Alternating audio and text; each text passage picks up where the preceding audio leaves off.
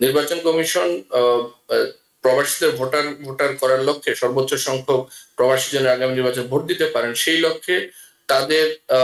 পূরণকৃত form যেটা online registration করেছে ওটার ভিত্তিতেই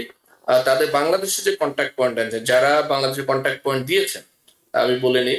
যে দ্বিতীয় পেজ যেটা আছে সেটা কিন্তু বাংলাদেশে একজন কন্ট্যাক্ট পয়েন্টের নাম দেওয়ার কথা এবং ফোন নাম্বার দেওয়ার কথা যারা ইতিমধ্যে দিয়েছেন তারা ইতিমধ্যে দূতাবাসে ফিঙ্গারপ্রিন্ট এবং চোখের আইরিস দেওয়ার আগেই তারা কিন্তু তাদের যে কন্ট্যাক্ট পয়েন্ট তাদের সাথে নির্বাচন কমিশনের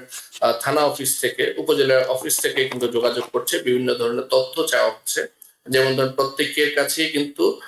বাংলাদেশের উপজেলা নির্বাচন অফিসার যিনি আছেন ইনি কয়েকটা জিনিস চেয়েছেন একটা হচ্ছে হলো ওনার বার্থ সার্টিফিকেটটা আরেকটা হচ্ছে ওনার পাসপোর্টের কপি অথবা যদি পাসপোর্টের কপি না থাকে তাহলে যে বাংলাদেশে আমেরিকাতে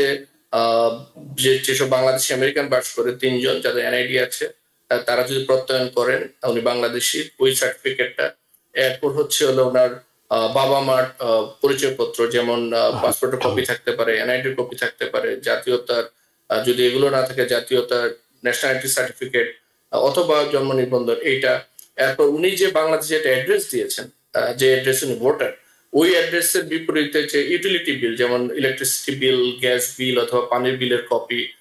এগুলোকে ওনাকে কিন্তু নির্বাচন কমিশনকে যদি প্রোভাইড করে থাকেন বা প্রোভাইড করতে হবে প্রত্যেককে উপজেলা নির্বাচন অফিস থেকে যোগাযোগ করলে এরপরেই কিন্তু ভেরিফিকেশনটা শেষ হবে